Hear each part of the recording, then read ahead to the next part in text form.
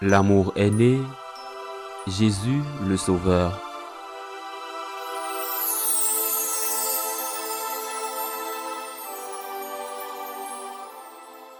Au commencement était le Verbe, et le Verbe était auprès de Dieu, et le Verbe était Dieu.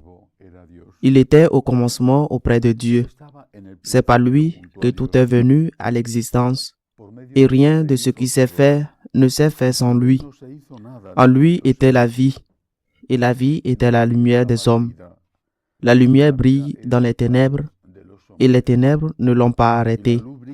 Il y a eu un homme envoyé par Dieu. Son nom était Jean.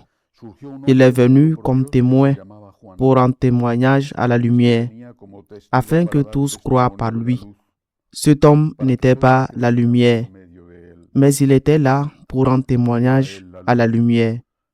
Le Verbe était la vraie lumière qui éclaire tout homme en venant dans le monde. Il était dans le monde et le monde était venu par lui à l'existence. Mais le monde ne l'a pas reconnu.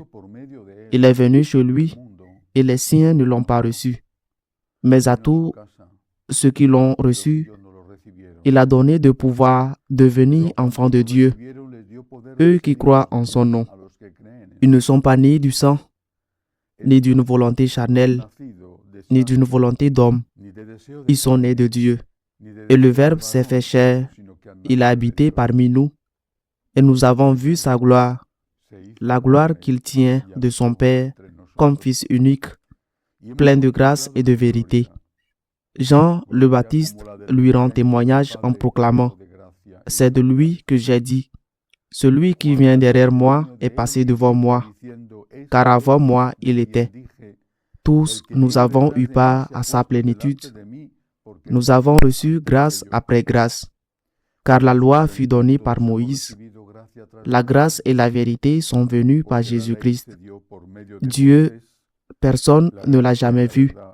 Le Fils unique, lui qui est Dieu, lui qui est dans le sein du Père, c'est lui qui l'a fait connaître. Acclamons la parole de Dieu. La première chose que je voudrais dire, c'est que cela peut surprendre certaines personnes que je lise aujourd'hui ce passage de l'évangile de Jean, les 18 premiers versets du premier chapitre de l'évangile, parce qu'il y a de nombreux pays où la solennité de l'Épiphanie, qui est le 6 janvier, n'est pas célébrée le 6 janvier, mais est déplacée au dimanche. Par conséquent, dans de nombreux pays, l'évangile qui sera proclamé ce dimanche n'est pas celui qui tombe le deuxième dimanche du temps de Noël, mais l'évangile de l'Épiphanie. Je tiens à le préciser parce que quelqu'un pourrait dire par la suite que vous avez lu un évangile différent de celui qui est lu dans ma paroisse. Cela est dû, je le répète, au fait qu'il y a des pays où l'Épiphanie n'est pas un jour férié. Ce n'est pas un jour de fête. Par conséquent, les gens doivent aller travailler et la conférence épiscopale de ces pays a décidé de déplacer l'Épiphanie au dimanche. Ceci étant clarifié, je voudrais commenter ce texte. Il s'agit du prologue de l'évangile de Jean. Pour moi, c'est l'un des textes les plus tristes de tout l'évangile. Au moins, au même titre que la mort de notre Seigneur et le reniement de celui-ci par les apôtres, en particulier par Saint Pierre dans la maison de Caïphe. Que dit Saint Jean en tant que témoin et croyant? Que dit-il? Il est venu vers les siens et les siens ne l'ont pas reçu. Et c'est une tragédie. Pensez au peuple juif qui a attendu le Messie toute sa vie. Le Messie arrive, ils ne le reconnaissent pas et ils le crucifient. C'est une tragédie et ils continuent d'attendre le Messie. Pourquoi? Parce qu'ils croient que ce Messie n'est pas Jésus-Christ, mais quelqu'un qui doit encore venir et qui conduira le peuple d'Israël à la plénitude de son pouvoir politique, religieux, etc. C'est une tragédie, mais je pense que nous nous trompons si nous considérons que cela se réfère uniquement au peuple d'Israël. Est-ce que nous sommes les siens aujourd'hui? Est-ce qu'il est venu vers les siens? Est-ce que nous sommes les siens aujourd'hui? Est-ce que nous le recevons? Ou est-ce que cette observation de Saint Jean, dans ce cas, se réfère certes aux Juifs, mais peut s'accomplir en nous aujourd'hui?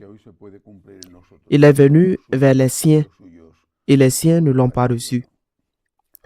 Il y a quelques jours, le cardinal Miller, qui était préfet du dicaster pour la doctrine de la foi, et que le pape Benoît avait chargé de s'occuper de la publication de son œuvre complète et de tous ses écrits, a déclaré dans un message de Noël qu'il était terrible qu'un théologien allemand très important, conseiller de la conférence épiscopale allemande, ait dit qu'il ne pouvait pas croire en la doctrine de la foi.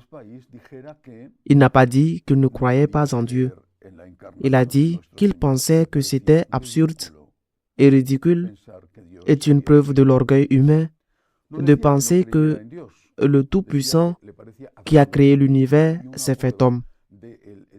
C'est selon lui, mettre l'homme au centre de tout et penser que nous sommes si importants que Dieu s'est fait homme pour nous sauver. Il nie donc l'incarnation. Il nie donc la rédemption et par conséquent, il nie la divinité de Jésus-Christ. Jésus-Christ était un personnage important, quelqu'un qui avait une importance morale, un message important, mais en fin de compte, un homme. Il est donc évident que les enseignements de cet homme, Jésus, sont des enseignements humains, dont certaines seront valables, valant 2000 ans, et d'autres sont éphémères, parce qu'il s'agit d'enseignements humains liés à une culture spécifique et à un moment spécifique de l'histoire. Combien il y en a comme cela?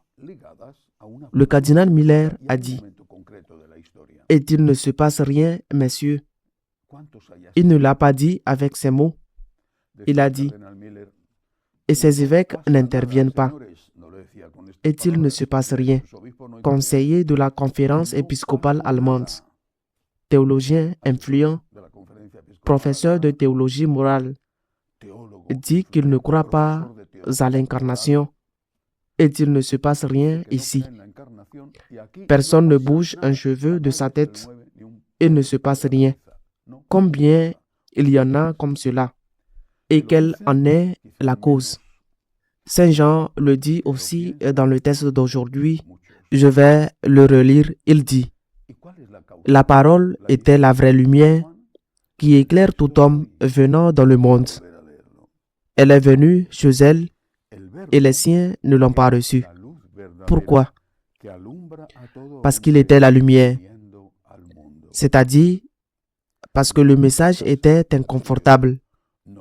Ces Juifs étaient inconfortables avec le message que Dieu s'était fait homme, parce que pour eux, Dieu était si haut qu'ils ne pouvaient même pas dire son nom.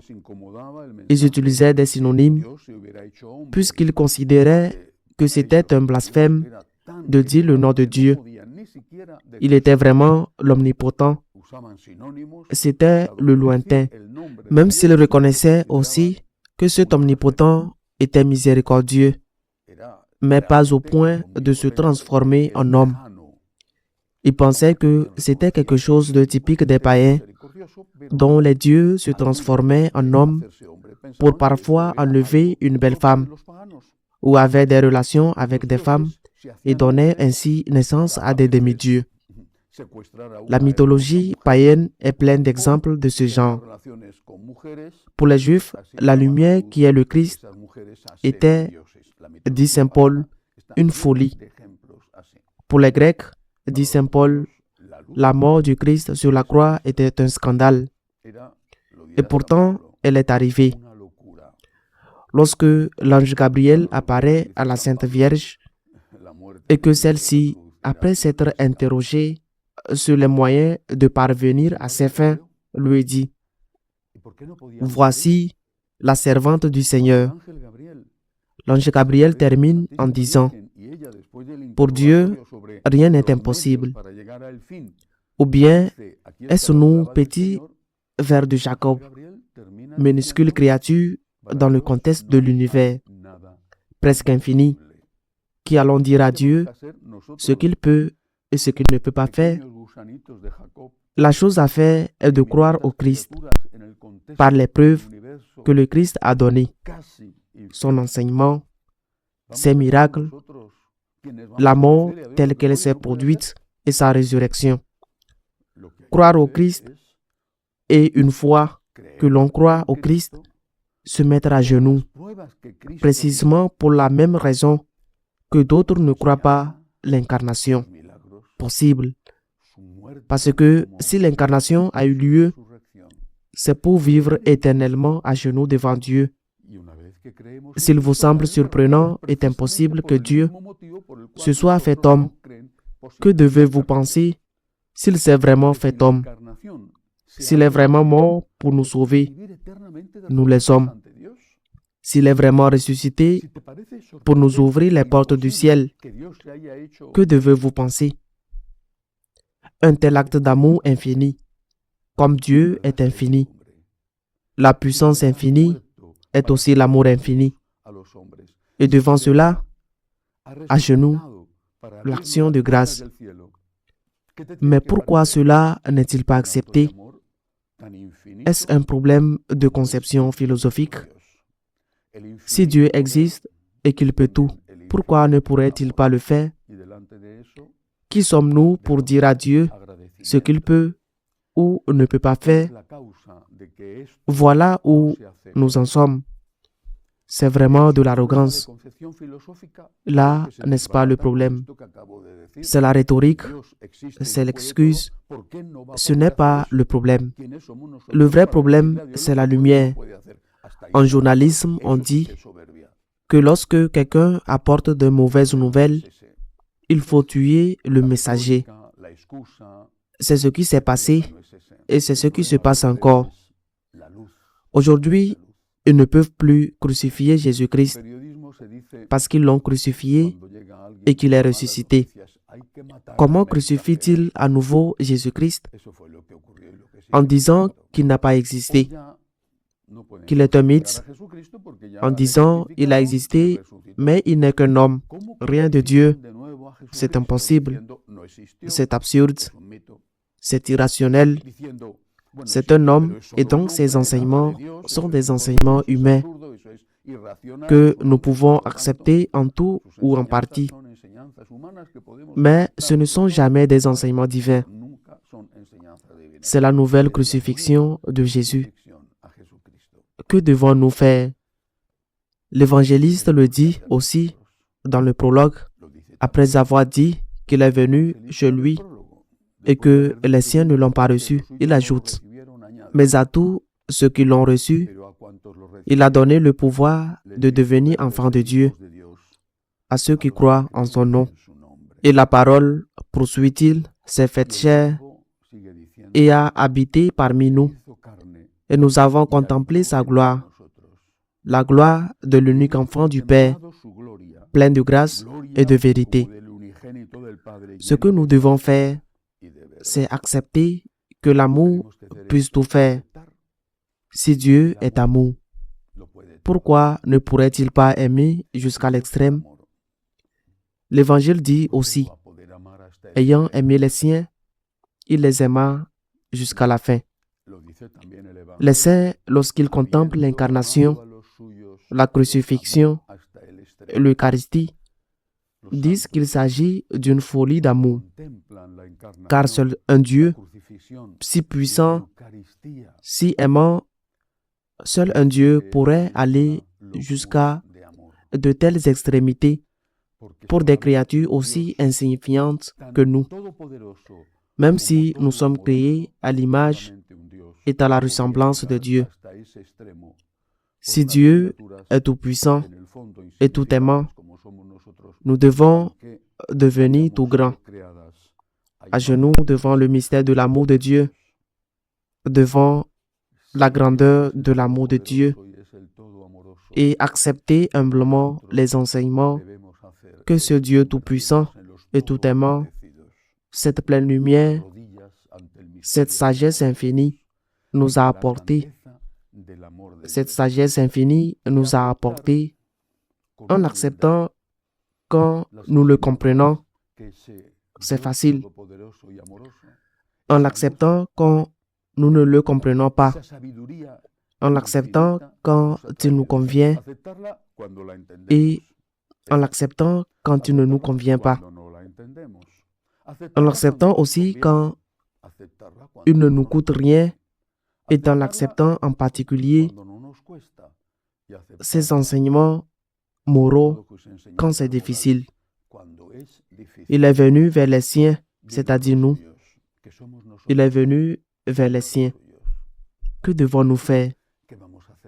Nier sa divinité parce que nous ne sommes pas intéressés par son message, qui est lumière et révèle nos ténèbres.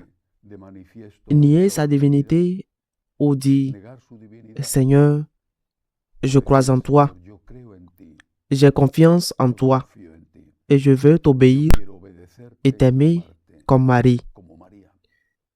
Qu'ainsi soit-il.